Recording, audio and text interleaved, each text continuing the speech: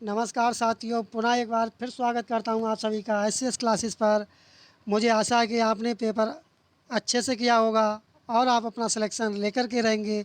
उसी को देखते हुए लेकर के आए हिंदी प्लस जी की जीएस के क्वेश्चनों को, जिसके बारे में आपको सटीक और बिल्कुल 200% सटीक आंसर बताया गया है, जिससे आप अपने पेपर का मिलान कर सकते हैं। और जिन साथियों का अभी पेपर नहीं हुआ है वो भी देख सकते हैं, क्योंकि जो गद्यांश 23 अगस्त को फर्स्ट शिफ्ट में पूछा गया है, वह गद्यांश यूपी लेखपाल के पेपर में पूछा गया था और वही गद्यांश अब पुनः इसमें दे दिया गया है। इसलिए हो सकता है बहुत सारे प्रश्न पुनः रिपीट हों। इसलिए आप लोग भी देख लें जिनका पेपर नहीं हुआ है, क्योंकि उन्हें भी इस क्लास का लाभ मिलेगा। और जिनका हो चुका है वो अपना क्वेश्चन आंसर का मिलान कर लें, जिसमें आपको हिंदी प्लस जी के जीएस के प्रश्नों का एनालिसिस कराएंगे, जो कि बिल्कुल 200% सटीक आंसर है, एक भी प्रश्न का गलत जवाब नहीं है। बढ़ते हैं अपने प्रश्नों की तरफ। देखते हैं, पहले अपना शुरुआत करेंगे हिंदी के प्रश्नों से। बढ़ते हैं अपने हिंदी के प्रश्नों की तरफ। आपको यहाँ पर बिल्कुल सटीक और सत्य एनालिसिस मिलेगा, जो कि आपको किसी भी प्रकार का किसी भी प्रश्न में आपको डाउट नहीं मिलेगा, क्योंकि उसी को का बोल दूर करते हुए इसीलिए देर से क्लास लेकर के आए हैं, जिससे आपको बिल्कुल सटीक और सत्य आंसर बताया जा सके। आ चुका अपना पहला प्रश्न, जो हिंदी के प्रश्नों की श्रृंखला है वह प्रश्न नंबर 58 से शुरू हो रही है। इसके बाद में जीएस के प्रश्नों की श्रृंखला शुरू होगी। बढ़ते हैं प्रश्न की तरफ। एक और अजगर रही लखी, एक और मृगराए। एक और अजगर रही लखी, एक और मृगराए, बिकल बटोई बीच ही परियो मूर्छा खाए। इस पंक्ति में कौन सा रस होगा? इसमें रस होगा भयानक रस। ऑप्शन सी वाला इसका सही जवाब था। आपने इसका क्या जवाब दिया, कमेंट बॉक्स में अवश्य बताएं। अगला प्रश्न है, निम्नलिखित में से कौन सा शब्द अलंकार नहीं है? तब वह कौन सा नहीं है? ऑप्शन बी वाला जो रूपक अलंकार है वह शब्द अलंकार नहीं है। अगला प्रश्न है, अगला प्रश्न है कि जब दो व्यंजन एक साथ मिलते हैं तो उनको क्या कहते हैं? उन्हें क्या कहते हैं? उन्हें कहते हैं संयुक्त व्यंजन व्यंजन। बढ़ते हैं अगले प्रश्न की तरफ। अगला प्रश्न है, अगम और आगम शब्द युग्म का सही अर्थ क्या होगा? आपको बताना है। इसका होगा उत्पत्ति और दुर्लभ। ऑप्शन ए वाला इसका सही जवाब होगा। बढ़ते हैं अगले प्रश्न की तरफ।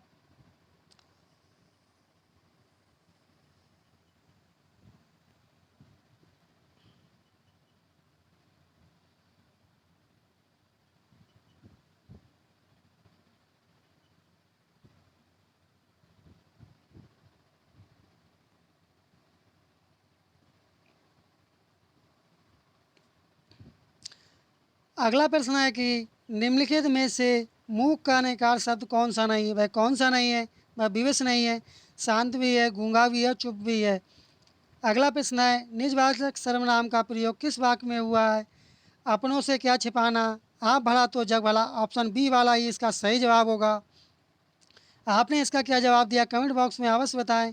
क्या बोलूं, क्या याद करूं, हरिवंश राय बच्चन की आत्मकथा श्रृंखला का कौन सा भाग है? ये जो भाग है ये पहला भाग है। ऑप्शन बी वाला इसका सही जवाब होगा। बढ़ते हैं अगले प्रश्न की तरफ। अगला प्रश्न है, हिंदी भाषा के साहित्य अकादमी पुरस्कार के प्रथम विजेता कौन थे? आपको बताना है। ये प्रथम विजेता थे माखनलाल चतुर्वेदी। ऑप्शन ए वाला इसका सही जवाब होगा। निम्नलिखित में से वयोवृद्ध शब्द का सही संधि विच्छेद कौन सा होगा? इसका होगा वय प्लस वृद्ध। ऑप्शन डी वाला इसका सही जवाब होगा। 2019 में साहित्य अकादमी पुरस्कार किस रचनाकार को दिया गया? ये किसे दिया गया था? ये दिया गया था नंद किशोर आचार्य को। ऑप्शन ए वाला इसका सही जवाब होगा। देश प्रेम में कौन सा समास होगा? इसमें समास होगा तत्पुरुष समास। ऑप्शन डी वाला इसका सही जवाब होगा। अगला प्रश्न है, जुबान पर लगाम लगाना का अर्थ क्या होगा? आपको बताना है। सदैव कठोर वचन कहना, सर्वत अपनी बगमता दिखाना, स्पष्टवादी होना या अनावश्यक रूप से स्पष्टवादी होना। ऑप्शन डी वाला इसका सही जवाब होगा। आपने इसका क्या जवाब दिया, कमेंट करें। मैं आपको बताना चाहूँगा, जिन साथियों का अगर पेपर नहीं है वो लोग भी देख लें। हो सकता है बहुत सारे प्रश्न कभी कभार क्वेश्चन पेपर में पुनः रिपीट होते हैं, इसलिए उन्हें भी देखना आवश्यक बन जाती है क्लास। निम्नलिखित में कौन सा अमृत का पर्यायवाची शब्द नहीं है? तो कौन सा नहीं है? क्षीर नहीं है, सोम भी होता है, अमेय भी होता है, सुधा भी होता है। कौन सा वर्ग दंत नहीं है, आपको बताना दंत कौन सा नहीं है। ये आपका टा वर्ग है जो दंत नहीं होता, ऑप्शन बी वाला इसका सही जवाब होगा। अगला प्रश्न है, मैंने आम खा लिया वाक्य में प्रयुक्त काल कौन सा काल है प्रयुक्त, तो अब इसमें कौन सा होगा, इसमें होगा पूर्ण भूतकाल, ऑप्शन बी वाला इसका सही जवाब होगा। अगला प्रश्न है, किसी एक में ही आस्था रखने वाला वाक्यांश के लिए एक शब्द बताइए, तो क्या होगा, इसके लिए होगा अनन्य, ऑप्शन ए वाला इसका सही जवाब होगा। अगला प्रश्न है, निम्नलिखित शब्दों में प्रयुक्त प्रत्यय किस विकल्प में ठीक ठीक प्रदर्शित किए गए हैं, इसमें किसमें किए गए हैं, आका, आकू, आग का, ऑप्शन ए वाला पहला ही वाला इसका सही जवाब होगा। बढ़ते हैं अगले प्रश्न की तरफ। अगला प्रश्न है, शुद्ध वाक्य का चयन कीजिए, तब शुद्ध वाक्य कौन सा होगा, मध्यकालीन युग में कलाओं की बहुत उन्नति हुई, ऑप्शन ए वाला इसका सही जवाब होगा। अगला प्रश्न है, सदा एक वचनों में प्रयुक्त होने वाले शब्दों को चुनिए, तब वह कौन सा होगा, वह होगा वर्षा जनता, ऑप्शन ए वाला इसका सही जवाब होगा। बढ़ते हैं अगले प्रश्न की तरफ। अगला प्रश्न है, राजा अगला प्रश्न है, राजा शब्द के लिए पर्यायवाची शब्द चुनिए, कौन सा होगा राजा का पर्यायवाची, नरेंद्र होगा, ऑप्शन डी वाला इसका सही जवाब होगा। अगला प्रश्न है, निम्नलिखित में से वाक्यों के शुद्ध रूप का चयन कीजिए, तब कौन सा होगा, भारत में अनेक जातियां हैं, भारत में अनेकों जातियां हैं, भारत में अनेक जाति हैं, या भारत में अनेकों जातियां हैं, अनेकों जाति हैं, तब इसका कौन सा सही हो जाएगा, ऑप्शन ए वाला भारत में अनेक जातियां हैं। विश्व मोदक चिन्ह है तो कौन सा है, ऑप्शन बी वाला इसका सही जवाब होगा। किस वाक्य में अच्छा शब्द का प्रयोग विशेषण के रूप में प्रयुक्त हुआ है, तो किसमें प्रयुक्त हुआ है, यह स्थान बहुत अच्छा है, ऑप्शन डी वाला इसका सही जवाब होगा। बढ़ते हैं अगले प्रश्न की तरफ। अगला प्रश्न है, प्रेम सागर के रचनाकार कौन है, इसके रचनाकार हैं लल्लू लाल, ऑप्शन ए वाला इसका सही जवाब होगा। अनावर्त शब्द का समभिन्नात्मक क्या होगा, तब क्या होगा इसका, ऑप्शन सी वाला ना दोहराया हुआ। निम्नलिखित में से कौन सा शब्द पुल्लिंग है, तो कौन सा पुल्लिंग है, क्षेत्र जो शब्द है, ऑप्शन ए वाला ये पुल्लिंग शब्द है। वह वह आई तो मेरी चिट्ठी उसे दे देना, वाक्य में कौन सा काल होगा, इसमें कौन सा काल होगा, इसमें जो काल होगा संभाव्य वर्तमान काल होगा, ऑप्शन डी वाला इसका सही जवाब होगा। अगला है, असोच असोच शब्द युग्म का सही विकल्प चुनिए, तो कौन सा होगा, इसका होगा बिना सोच के अशुद्धि, ऑप्शन सी वाला इसका सही जवाब होगा। बढ़ते हैं अगले प्रश्न की तरफ। अगला प्रश्न है, आग लगने पर कुआं खोदना, इसका अर्थ क्या होगा, संकट के समय बचाव के लिए सोचना, ऑप्शन डी वाला इसका सही जवाब होगा। जिसे सरलता से पढ़ा जा सके उसे क्या कहेंगे, उसे कहेंगे सुपाठ्य, ऑप्शन सी वाला इसका सही जवाब होगा। निम्नलिखित में से कौन से शब्द में उपसर्ग नहीं है, तो किसमें नहीं उपसर्ग लगा हुआ है, ओढ़ना में उपसर्ग नहीं लगा हुआ है, ऑप्शन बी वाला इसका सही जवाब होगा। अगला प्रश्न है, समास का शाब्दिक अर्थ क्या होता है, इसका अर्थ होता है संक्षिप्त, ऑप्शन सी वाला इसका सही जवाब होगा। अगला गद्यांश आ चुका है, आपको गद्यांश पढ़ करके उसके प्रश्नों के जवाब देने थे। देखते हैं पहला प्रश्न क्या है गद्यांश। यही गद्यांश यूपी लेखपाल के पेपर में आया था और यही गद्यांश अब पुनः यूपी पुलिस कांस्टेबल के 23 अगस्त के पेपर फर्स्ट शिफ्ट में यह पूछ लिया गया है, इसलिए प्रश्न रिपीट अवश्य होंगे। इसलिए क्लास आप अगर नहीं देखी हो तो देख लें और क्लास को पूरा देखें, कहीं से भी स्किप ना करें। उन साथियों के काम में भी ये क्लास आएगी जिन साथियों का पेपर नहीं है, और उन साथियों के काम में आएगी ही जिनका फर्स्ट शिफ्ट में 23 अगस्त को पेपर हुआ था। उसका यह एनालिसिस है हिंदी और जीएस के प्रश्नों का, जो कि बिल्कुल 100% आपको सटीक एनालिसिस प्रश्नों का यहाँ पर दिया जा रहा है। अगला प्रश्न है, आधुनिक मानव विकास में सर्वांगीण कहा जा सकता है, क्योंकि क्या कहा जा सकता है, साहित्य, धर्म, कला आदि मानव चेतना से निर्वासित है, ऑप्शन ए वाला ही इसका सही जवाब होगा। अगला प्रश्न है 91 का, अणु विस्फोट को मानवतावादी की मर्यादा देना तभी संभव है जब व्यक्ति की क्षुद्रता, जब राष्ट्र की क्षुद्रता बन जाए, ऑप्शन ए वाला इसका सही जवाब होगा। प्रश्न नंबर 92 है, आज का मानव अपने व्यक्तित्व और अस्तित्व के प्रति इसलिए शंकालु है क्योंकि भय विज्ञान की बिंदु शक्तियों से भयभीत है, ऑप्शन ए वाला इसका सही जवाब होगा। बढ़ते हैं अगले प्रश्न की तरफ। अगला प्रश्न है, हमारी हमारी विज्ञान धृत शिक्षा की सर्वाधिक महत्वपूर्ण देन है? तो क्या है? जीवन का सर्वांगीण विकास। ऑप्शन डी वाला इसका सही जवाब होगा। अगला प्रश्न है, मानव जीवन को भस्मासुर बनने से कैसे रोका जा सकता है? इसे कैसे रोका जा सकता है? नैतिक आत्मिक मूल्यों को विकसित करके। ऑप्शन डी वाला इसका सही जवाब होगा। साथियों, अब बढ़ते हैं अपने जीके जीएस के प्रश्नों की श्रृंखला की तरफ।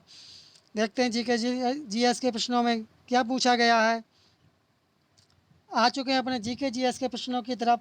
साथियों, यहाँ पर बिल्कुल 100% नहीं, 200% सटीक आंसर बताया जा रहा है। आपको किसी भी प्रकार का इसमें संदेह नहीं होगा। द स्कारलेट लेटर किसने लिखी है? 113 नंबर का प्रश्न है। ये किसने लिखी है? ये लिखी है नाथालियन हार्थोन ने। अगला प्रश्न है, उपयोगकर्ताओं के बीच लगातार संचार को प्रोत्साहित करने के लिए किस सोशल मीडिया प्लेटफॉर्म में स्ट्रिक्स नामक सुविधा है? तो वह कौन सी है? वह है स्नैपचैट। ऑप्शन ए वाला इसका सही जवाब होगा। ज़्यादातर इस प्रश्न का साथियों इसका जवाब लोगों ने इंस्टाग्राम दिया था, जो कि ये बिल्कुल गलत है। पल्लव राजवंश की राजधानी कहाँ थी? ये थी कांचीपुरम। ऑप्शन सी वाला इसका सही जवाब होगा।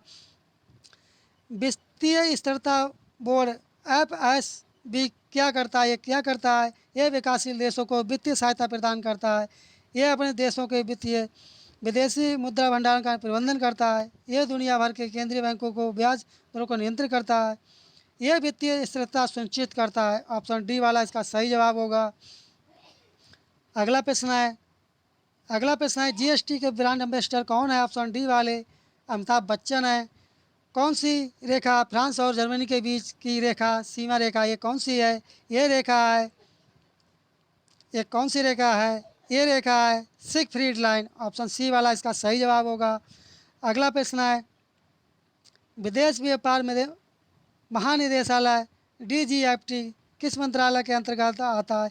ये आता है वाणिज्य एवं उद्योग मंत्रालय के अंतर्गत। ऑप्शन डी वाला इसका सही जवाब होगा।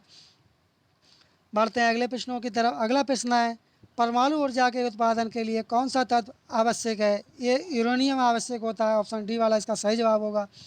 नोएडा उत्तर प्रदेश के किस जिले में अंतर्गत आता है? ये आता है गौतम बुद्ध नगर में। ऑप्शन डी वाला इसका सही जवाब होगा। बढ़ते हैं अगले प्रश्न की तरफ। अगला प्रश्न है, विश्व डाक दिवस कब मनाया जाता है? ये मनाया जाता है 9 अक्टूबर को। ऑप्शन डी वाला इसका सही जवाब होगा। जून 2024 तक संघ गृह मंत्रालय के प्रमुख कौन थे? ये थे अमित शाह। ऑप्शन डी वाला इसका सही जवाब होगा। इंडियन नेशनल कांग्रेस की स्थापना किस वर्ष हुई थी? ये हुई थी 1885 में। ऑप्शन डी वाला इसका सही जवाब होगा। बढ़ते हैं अगले प्रश्न की तरफ। अगला प्रश्न है, भारत का पहला हवाई अड्डा कहाँ स्थित है?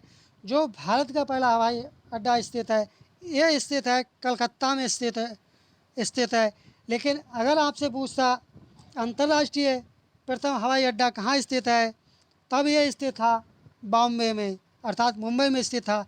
इस प्रश्न में अच्छे लोगों ने इसमें गलती की है, लेकिन आपको ये गलती नहीं करना है। हो सकता है दोबारा आपसे पूछे, अंतर्राष्ट्रीय पूछ सकता है, इसलिए इसका सही जवाब होगा ऑप्शन डी वाला कलकत्ता। बढ़ते अगले प्रश्न की तरफ। भारत में व्यवसायों के लिए सेवाओं हेतु GST पंजीकरण के लिए थ्रेशोल्ड लिमिट सीमा क्या है? इसमें भी ये प्रश्न में डाउट है। जो इसकी सीमा जो है वो 40 लाख है, लेकिन यहाँ पर 50 लाख दे रखा है। तब यहाँ पर हम क्या लगाएंगे? यहाँ पर इसका सही जवाब क्या हो सकता है? इसका सही जवाब हो सकता है 20 लाख। ऑप्शन ए वाला इसका सही जवाब हो सकता है। बढ़ते हैं अगले प्रश्न की तरफ। अगला प्रश्न है, डैश में दुर्भावनापूर्ण फाइलों की छवियों का उपयोग हैकर को आपके खाते की जानकारी चुराने या आपके कंप्यूटर को संक्रमित करने में मदद करने के लिए किया जाता है? Image fishing. ऑप्शन ए वाला इसका सही जवाब हो जाएगा, इमेज फिशिंग होगा। अगला प्रश्न है, क्रोएशिया की राजधानी बताना है, तो इसकी क्या है? इसकी राजधानी है जाग्रेब। ऑप्शन सी वाला इसका सही जवाब होगा। अगला प्रश्न है, आतंकवाद से लड़ने में सूचना साझा करना किन तरीक़ों से महत्वपूर्ण हो जाता है? ये अन्य देशों के साथ संबंधों में सुधार लाता है। ये आतंकवादी संगठनों को सुरक्षा एजेंसियों द्वारा हमलों को अधिक प्रभावी ढंग से समन्वित करने में सहायता प्रदान करता है। ऑप्शन ए ही वाला इसका सही जवाब हो जाएगा। बढ़ते हैं अगले प्रश्न की तरफ। अगला प्रश्न है, थंडर ड्रैगन की भूमि किसे कहते हैं? ये कहते हैं भूटान को। ऑप्शन बी वाला इसका सही जवाब होगा। यह प्रश्न यूपी पैट के एग्ज़ाम में पूछा गया था। बढ़ते हैं अगले प्रश्न की तरफ। अगला प्रश्न है, निम्नलिखित में कौन सा सोशल मीडिया प्लेटफॉर्म नहीं है? ये आपका नहीं है, गूगल। बढ़ते हैं अगले प्रश्न की तरफ। निम्नलिखित में से किस प्रकार का प्रदूषण त्वरित यूट्रोफिकेशन है? ये कौन सा है आपको बताना है। ये प्रदूषण है, कौन सा होगा? ये प्रदूषण होगा जल प्रदूषण। ऑप्शन डी बी वाला इसका सही जवाब होगा। बढ़ते हैं अगले प्रश्न की तरफ। 1946 के विमुद्रीकरण के दौरान आरबीआई के गवर्नर कौन थे? ये थे चिंतामण द्वारकानाथ देशमुख थे, जिन्हें कहते हैं सीडी देशमुख भी कहा जाता है। ऑप्शन सी वाला इसका सही जवाब होगा। अगला प्रश्न है, भारतीय संविधान का कौन सा भाग राज्य के नीति निर्देशक सिद्धांतों से संबंधित है? यह कौन सा भाग संबंधित है? ये भाग है भाग 4। ऑप्शन ए वाला इसका सही जवाब होगा। अगला प्रश्न है, पुस्तक ए लाइफ मिस स्पेंट किसके द्वारा लिखी गई है? आपको बताना। ये पुस्तक लिखी गई है सूर्यकांत त्रिपाठी निराला के द्वारा लिखी गई है। बढ़ते हैं अगले प्रश्न की तरफ। अगला प्रश्न है, आसमान के नीलेपन का कारण क्या होता है? श्वेत प्रकाश का प्रकीर्ण बिखराव। ऑप्शन बी वाला इसका सही जवाब होगा। बढ़ते हैं अगले प्रश्न की तरफ। अगला प्रश्न है, रमन सुब्बा राव जिनका हाल ही में निधन हो गया, किस खेल से जुड़े थे? ये किस खेल से जुड़े हुए थे आपको बताना है। ये जुड़े थे क्रिकेट से। ऑप्शन ए वाला इसका सही जवाब होगा। बढ़ते हैं अगले प्रश्न की तरफ। अगला प्रश्न है, प्रायद्वीपीय भारत की सबसे लंबी नदी कौन सी है? ये गोदावरी नदी है। ऑप्शन ए वाला इसका सही जवाब होगा। NHRC की फुल फॉर्म बताना है। इसकी फुल फॉर्म क्या होगी? इसकी फुल फॉर्म होगी national human rights commission India. Option C वाला इसका सही जवाब होगा। बढ़ते हैं अगले प्रश्न की तरफ। अगला प्रश्न है, वर्ष 1985 को कौन सा अंतर्राष्ट्रीय वर्ष घोषित किया गया था? ये घोषित किया गया था युवा दिवस। ऑप्शन डी वाला इसका सही जवाब होगा। प्रश्न नंबर 141 है, अनुसंधान विधियाँ उत्तरदाताओं की प्रतिक्रियाओं के आधार पर उनसे गहन और आगे की जांच और पूछताछ करने में सहायता करती है। क्या करती है? गुणात्मक। ऑप्शन बी वाला इसका सही जवाब होगा। बढ़ते हैं अगले प्रश्न की तरफ। BRI का पूर्ण रूप क्या है आपको बताना है। Belt and road initiative. तब इसका पहला ही वाला इसका सही जवाब होगा। ऑप्शन ए इसका सही जवाब होगा। बढ़ते हैं अगले प्रश्न की तरफ। अगला प्रश्न है, विशिष्ट व्यक्तियों को उस संगठन की सुरक्षा की खतरे में डालने की कोशिश करता है जिसके लिए वे काम करते हैं। किसके लिए काम करते हैं? Spamming, sphere fishing, cyber stalking. साथियों, इस प्रश्न में डाउट है, इसलिए इस प्रश्न को छोड़ रहे हैं। अगला प्रश्न है, पहली बार राष्ट्रीय कृषि नीति कब घोषित की गई थी? ये की गई थी जुलाई 2000 में। बढ़ते हैं अगले प्रश्न की तरफ। अगला प्रश्न है, वर्ष 2000 वर्ष डैश अंतर्राष्ट्रीय मानवाधिकार कानून के प्रवर्तन के लिए संयुक्त राष्ट्र मानवाधिकार आयोग को संयुक्त राष्ट्र मानवाधिकार परिषद द्वारा प्रतिस्थापित किया गया था। ये कब किया गया था? ये किया गया था 2006 में। ऑप्शन ए वाला इसका सही जवाब होगा। अफ्रीका के आर पार दौड़ लगाने वाले पहले व्यक्ति कौन थे? ये थे रस्कुक। ऑप्शन डी वाला इसका सही जवाब होगा। बढ़ते हैं अगले प्रश्न की तरफ। अगला प्रश्न है, भारतीय कृषि अनुसंधान संस्थान ने भारत में संरक्षित बासमती किस्मों की खेती के लिए किस देश के खिलाफ कानूनी कार्रवाई की मांग की? ये मांग की थी पाकिस्तान के खिलाफ। ऑप्शन डी वाला इसका सही जवाब होगा। कौन सा भारतीय राज्य अपनी अनूठी बार्ली के लिए जाना जाता है? ये कौन जाना जाता है? ये जाना जाता है मध्य प्रदेश। ऑप्शन सी वाला इसका सही जवाब होगा। अगला प्रश्न है, चिकनकारी एक पारंपरिक कढ़ाई शैली है जिसकी उत्पत्ति उत्तर प्रदेश के किस शहर में हुई? इसकी उत्पत्ति हुई है लखनऊ शहर में। ऑप्शन ए वाला इसका सही जवाब होगा। अगला प्रश्न है, महासागरीय अम्लीकरण का प्राथमिक कारण क्या है आपको बताना है। इसका कारण है समुद्री जल द्वारा CO2 का अवशोषण। ऑप्शन ए वाला सही जवाब होगा। इस तरह से साथियों, GK और हिंदी के संपूर्ण प्रश्नों का एनालिसिस पूर्ण हुआ और जिसमें आपको 100% सटीक एनालिसिस बताया गया। और जिन साथियों का पेपर नहीं हुआ है वो भी साथी अगर इन क्लासों को देखेंगे तो उन्हें भी बहुत लाभ होगा, क्योंकि हो सकता है प्रश्नों को रिपीट किया जा सके। इसलिए जिन साथियों ने चैनल को सब्सक्राइब ना किया वो साथी लोग चैनल को सब्सक्राइब कर दें। नोटिफिकेशन बेल आइकन दबाना ना भूलें जिससे उन्हें समय पर नोटिफिकेशन प्राप्त हो सके। मिलते हैं जल्दी नेक्स्ट क्लास में, तब तक के लिए धन्यवाद। जय हिंद, जय भारत।